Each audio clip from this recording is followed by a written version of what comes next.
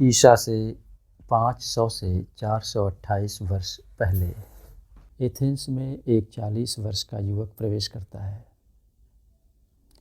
यह युवक आयोना का है और संपन्न परिवार से है। अपना सब कुछ छोड़ देता है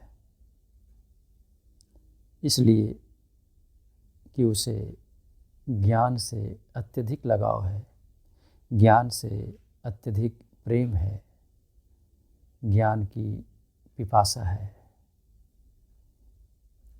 और एथेंस उस समय दुनिया में अपनी कला, संस्कृति और धर्म के लिए विख्यात है। स्वाभाविक है कि कला, संस्कृति और धर्म के लिए जो स्थान विश्वविख्यात हो, किसी भी ज्ञान के प्रेमी के लिए आकर्षण का केंद्र बन सकता है। इसीलिए एनेक्सागोरस एथेंस को अपना निवास स्थान चुनते हैं और यहाँ पर वे लगभग 30 वर्ष तक रहते हैं। 30 वर्षों में एनेक्सागोरस ने एथेंस को दर्शन का केंद्र बना दिया। दर्शन के क्षेत्र में और विज्ञान के क्षेत्र में इन्होंने अभूतपूर्व योगदान दिया। उस समय एनेक्सागोरस के मस्तिष्क में जो ज्ञान की धारा चल रही थी, निस्संदेह उस युग के लिए ही नहीं, आज के युग के लिए भी आश्चर्य है।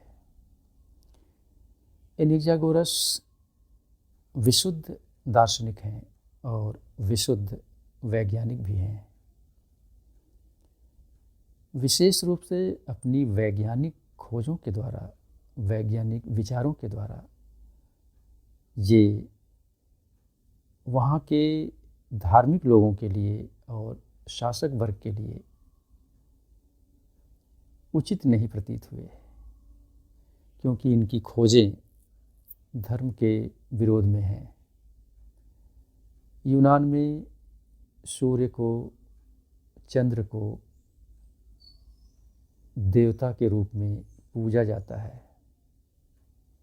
एनेक्सागोरस सूर्य को तपता हुआ लाल पत्थर कह दिया, चंद्रमा को पृथ्वी जैसे ही मिट्टी का बना हुआ घोषित कर दिया। चंद्रमा के लिए उन्होंने यह भी कहा कि उसका अपना प्रकाश नहीं है, वह सूर्य के प्रकाश से प्रकाशित है। उन्होंने देवताओं की मूर्तियों को निर्जीव पत्थर कह दिया और उनके देवत्व को भी अस्वीकार कर दिया।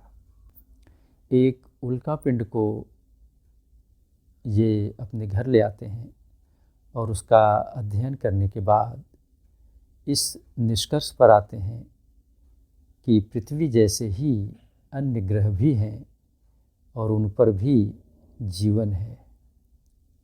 उन्होंने सूर्य ग्रहण और चंद्र ग्रहण के विषय में भी वैज्ञानिक जानकारी दी।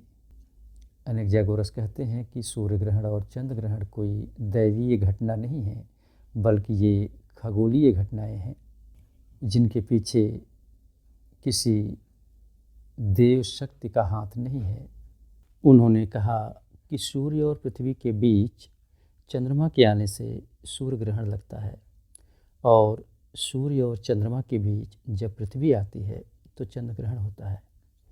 ये सब बातें एथेंस के धार्मिक वर्ग और शासक वर्ग ने सहन नहीं किया, क्योंकि इससे देवताओं का अपमान होता है।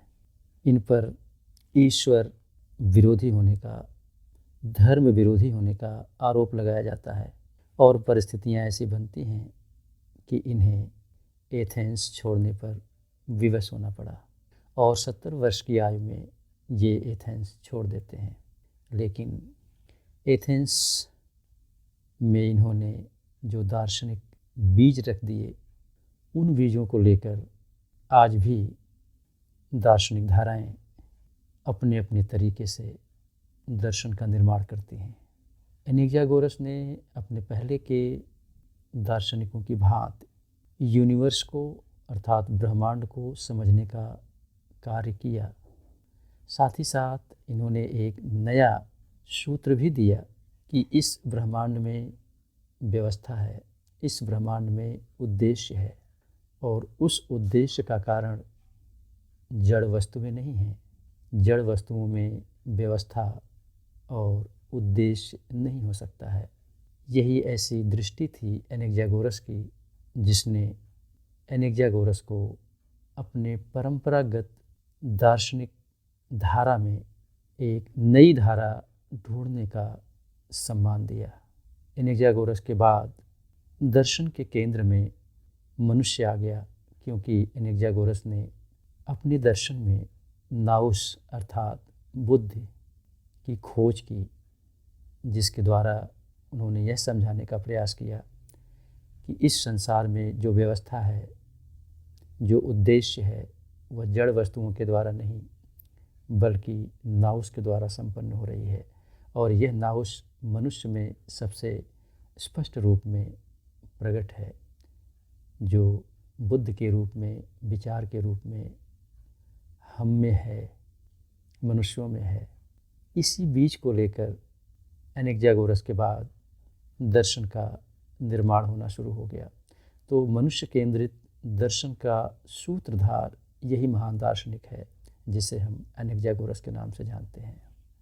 एनेक्सागोरस के दर्शन को, उनकी दार्शनिक मान्यताओं को समझने से पहले हमें इनके विषय में कुछ और भी बातें जाननी आवश्यक है। जब हम किसी दार्शनिक की दृष्टि को पकड़ते हैं तो ही उनके दर्शन को अच्छी तरह से समझ पाते हैं। तो सबसे जो पहली आवश्यकता है वह यह है कि हम इनकी दृष्टि को समझें और फिर इनके दार्शनिक मान्यताओं को समझने का प्रयास करेंगे।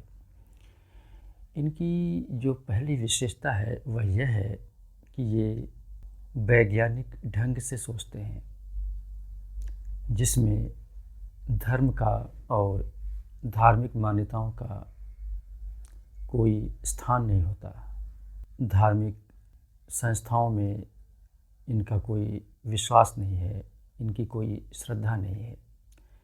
इसी कारण से इन पर ईश निंदा का और नास्तिक होने का आरोप लगता है और एथेंस छोड़ने के लिए विवश होना पड़ा।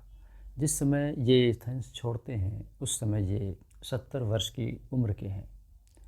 हम समझ सकते हैं कि ये यदि चाहते तो अपने विचारों को वापस लेकर वहाँ रह भी सकते थे, लेकिन इन्होंने एथेंस छोड़ना उचित समझा, अपने विचारों को छोड़ना उचित नहीं समझा। अपने विचारों को इन्होंने जिया था। तो इनकी जो यह विशेषता है कि ज्ञान के लिए ही ये पूरी तरह से समर्पित हैं।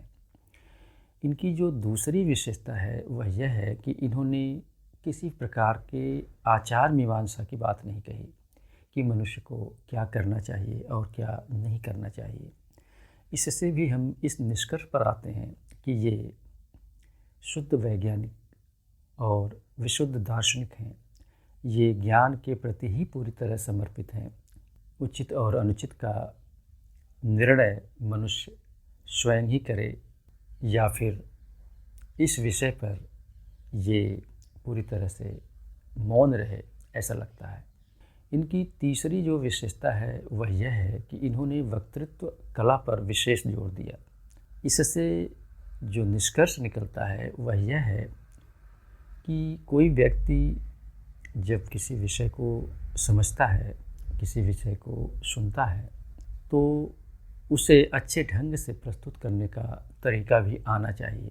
इससे ऐसा लगता है कि एनेक्सागोरस चाहते हैं कि शिक्षित और विचारशील समाज का जन्म हो, जो तर्क बुद्धि के आधार पर, वैज्ञानिक दृष्टि के आधार पर खड़ा हो। तो ये तीन विशेषताएं उनकी हमें मिलती हैं। अगले भाग में हम एनेक्सागोरस के दार्शनिक सिद्धांतों को समझेंगे। एनक्सागोरस के पहले और एनक्सागोरस के बाद के दर्शन में जो अंतर है उसे भी हम समझेंगे।